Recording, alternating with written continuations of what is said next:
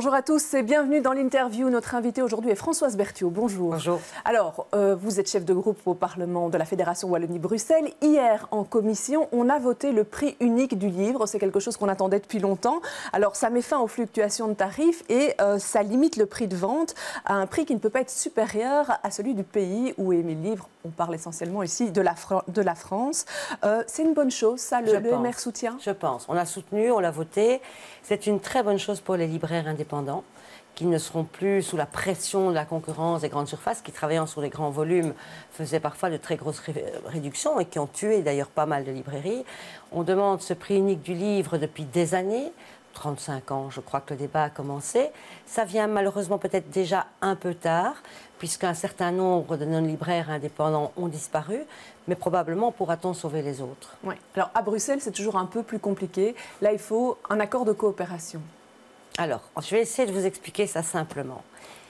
Comme cette matière est une matière qui, avec la 6e réforme de l'État, est une matière qui revient de régler aux communautés, les Flamands ont pris un décret pour la communauté flamande.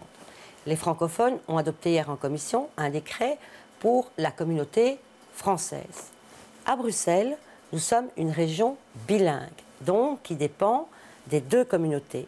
Donc, pour que les décrets des deux communautés puissent s'appliquer à la région bilingue, il faut qu'il y ait ce qu'on appelle un accord de coopération qui doit être approuvé par l'Europe et par le fédéral entre les deux communautés. Donc tant qu'il n'y a pas cet accord, on ne peut pas appliquer la nouvelle législation. Ni le décret flamand, ni le décret francophone. Et ça, la ministre vous l'annonce pour quand? Alors, la ministre espère que dans un an, tout est réglé, qu'on aura franchi l'étape accord de coopération francophone-flamand, fédéral, institution européenne, retour par un vote et application dans notre région. Donc, le décret devrait rentrer en vigueur du côté flamand, du côté francophone, au 1er janvier 2018. Si j'en crois la ministre, à l'automne 2018, on pourrait avoir l'application en région de Bruxelles-Capitale. Alors, congé scolaire, il y a une discussion qui est prévue cet après-midi entre la ministre de la communauté française, celle de la communauté flamande et le ministre de la communauté germanophone aussi. Qu'est-ce que vous en attendez? Mais moi, j'aimerais qu'on trouve une solution pour harmoniser les congés scolaires, surtout pour nous, Bruxellois. Parce que c'est à Bruxelles, ou dans d'autres régions comme Moucron, mais particulièrement à Bruxelles, que nous avons beaucoup de familles, énormément de familles, qui ont des enfants scolarisés en néerlandais et en français. Maternelle, primaire en néerlandais, secondaire en français, etc. Et donc je me rends compte que c'est un casse-tête pour les parents d'occuper maintenant 3 semaines d'enfants qui ne seront pas scolarisés, que ce soit en occupant des vacances, des trucs occupationnels, des gardes par des grands-mères, je ne sais quoi. Et donc je préférais qu'on harmonise pour la simplicité. Doit lâcher? Mais je ne pense pas que quelqu'un doit lâcher. Je crois que pour le moment, ce que les ministres doivent mettre sur la table, c'est les contraintes qu'elles ont. Et en communauté française, j'ai entendu que si nous nous alignons cette année-ci sur les Flamands, nous allons perdre encore 1 ou 2 jours de classe, alors qu'on en a déjà perdu quelques dizaines depuis une vingtaine d'années. Est-ce que perdre un jour, c'est si grave que ça? Mais on se mettrait en dehors de la légalité, puisqu'il nous faut un minimum de 181 jours de classe pour être dans la légalité. Si on s'aligne sur les Flamands, on ne les a pas. Et donc, je suis convaincue, bon, d'abord qu'on aurait peut-être pu anticiper, parce qu'arriver avec ça maintenant, c'est peut-être un peu tard, alors que l'année scolaire a été lancée. La ministre dit que c'est affiché depuis longtemps. Hein, que oui, ben justement, donc on aurait peut-être pu s'en occuper depuis plus longtemps, mais je souhaite sincèrement qu'on arrive à une solution. Alors, on va parler de l'enseignement supérieur privé. Il existe une liste des établissements d'enseignement dont le diplôme est reconnu. Vous demandez la mise en place d'un cadastre pour ces établissements qui sont non reconnus, c'est-à-dire dont le diplôme finalement ne donne pas accès à la fonction publique ou à certaines professions protégées. Alors moi je voudrais qu'on voit clair, parce que depuis des années, la communauté française met sa main devant ses yeux et dit « cachez-moi ces écoles que je ne saurais voir ». Or on se rend compte à voir la pratique qu'il y a un certain nombre d'écoles dites privées ou dispensant des formations privées qui sont là parce que le système financé par le public ne fournit rien. Je vais vous donner des exemples.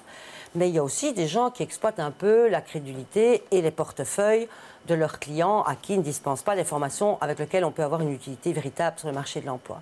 Donc nous disons, il faut peut-être d'abord avoir un cadastre de tout ce qui existe. Et puis qu'on puisse trier le bon grain de livret, qu'on puisse voir dans ce qui existe ce qui est utile, ce qui peut avoir une labellisation ou en tout cas quelque chose qui dit aux gens ça n'est pas reconnu, ça n'est pas officiel, mais vous avez une formation qui mène à, et pour les autres, rien du tout, qui dit clairement, en d'autres termes, ça n'est pas reconnu et on ne garantit pas que ça mène à quelque chose. Je vous donne un exemple. Les formations de pilotes. les pilotes qui vont faire voler nos avions, et on est en plein dans le débat des pilotes autour de l'affaire Ryanair, les formations de pilotes, il n'en existe aucun dans le système public. Aucune université ne s'est payée un Boeing ou un Airbus pour apprendre aux jeunes à voler. Donc les formations de nos pilotes se font dans un système privé, assez coûteux d'ailleurs, et nécessitent un certain nombre d'heures de vol.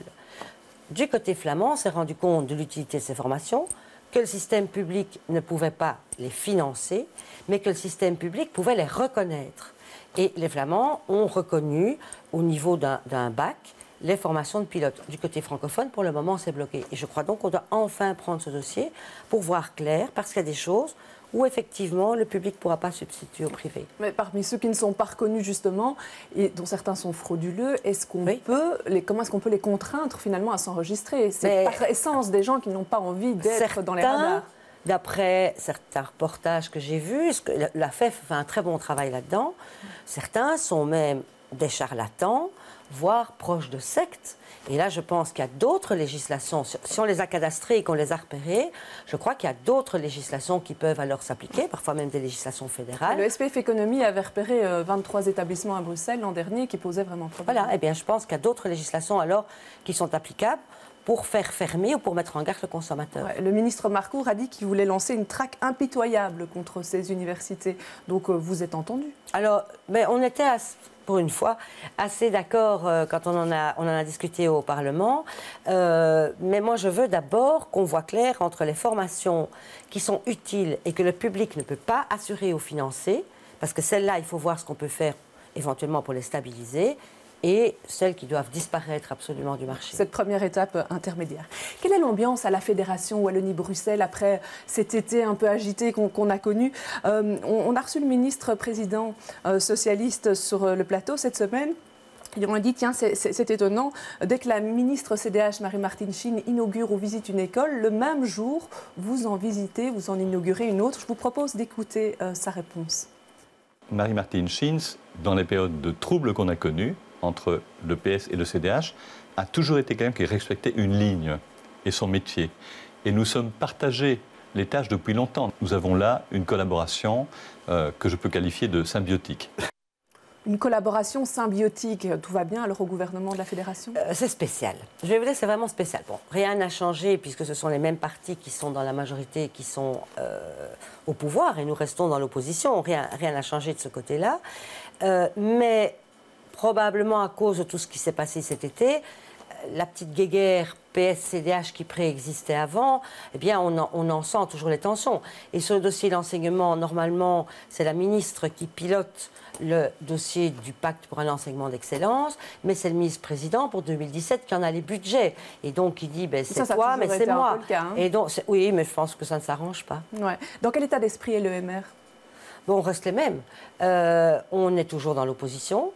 On a toujours fait une opposition constructive. La preuve, hier, on a voté le décret sur le prix du livre.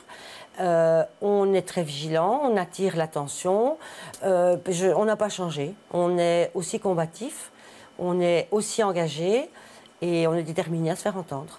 Alors sur le décret inscription, un dossier qui vous est cher, voici ce que la ministre disait après toutes les remises en question qu'on a entendues cet été. Je vous propose de l'écouter. Je suis tout à fait ouverte à des modifications dans les différents critères, etc. On sait qu'il y a des critères qui paraissent plus injustes aux parents que d'autres. Mais il faut quand même bien répéter une chose. C'est dans une école où il y a 400 élèves qui souhaitent rentrer, s'il n'y a que 200 places, le changement de décret ne va pas améliorer la situation. Elle a raison, on ne peut pas pousser les murs pour mettre plus d'étudiants. C'est certain. Mais j'adore cette expression « je suis ouverte ». Moi, je voudrais qu'elle soit proactive. C'est un décret pour lequel on connaît toutes les failles. Alors ici, elle répond, je le mets dans un groupe de travail. Oui, les autres n'ont qu'à penser pour moi, les autres n'ont qu'à proposer pour moi. Mais je voudrais peut-être qu'on voit clair, son partenaire, le PS, par la voix de Mme Onkelings et de M. Marcourt principalement. On dit cet été, décret inscription, ça ne va plus, on ne peut pas le garder comme ça ne va pas. Si c'est le cas, au gouvernement de la Fédération, on peut imaginer qu'on ait maintenant une position du gouvernement disant ce décret inscription, ça ne va plus, il faut le supprimer, il faut le modifier. Quand je demande à la ministre, c'est là une position du gouvernement? Non. Vous pensez que le gouvernement est en étape, on veut avec un nouveau projet d'une telle ampleur? C'est à eux de le dire. Alors, polémique en début de semaine, suite au marathon de Bruxelles, on vous a entendu un peu taper du poing sur la table au Parlement concernant, bien voilà, je vous rappelle la polémique, donc le vainqueur homme avait gagné 1 000 €, la femme 300 €. Alors le lendemain, les organisateurs ont fait marche arrière, mais ça a posé question. Qu'est-ce qui vous a interpellé? C'est scandaleux. C'est proprement discriminatoire. Et c'est discriminatoire d'une façon tellement publique. Quand vous voyez ces images du montant et du chèque, comment peut-on encore, en 2017, avoir une discrimination pareille? Alors après, ils ont fait marche arrière, ils ont réparé. Mais c'est quand même une tâche, et une tâche sur le sport. Quand on essaye d'avoir plus d'encouragement au sport féminin, quand on dit aux filles, allez-y, vous avez des chances égales, et qu'on montre une image pareille, c'est scandaleux. Ouais, mais ici, on disait l'argument, c'est on a mis un prix plus élevé parce qu'on voulait attirer des sportifs plus de haut niveau pour la course masculine. Oui, et pas pour la course féminine, peut-être. Je ne suis pas d'accord avec cette argumentation. Mais je crains malheureusement que ça ne reste l'argument d'un certain nombre de fédérations. Et quand nous avons eu le débat au Parlement, l'absence totale et le silence radio total du ministre des Sports, Rachid Madran, me donne à penser qu'il n'ose pas aller contrer ces fédérations à cet égard. Il faudrait légiférer pour ça? Légiférer, il y a déjà des législations antidiscrimination, donc elles existent. Mais quelque chose de plus contraignant. Il faut des sanctions. Oui. Ouais. Tant qu'il n'y aura pas de sanctions, on continuera. Très bien. Je vous remercie d'être venu sur ce plateau. Je vous remercie de nous avoir suivis. Demain, on vous donne rendez-vous dans Les Experts avec comme invité Johan van den Dries et Fabien Minguin. Bon week-end à tous.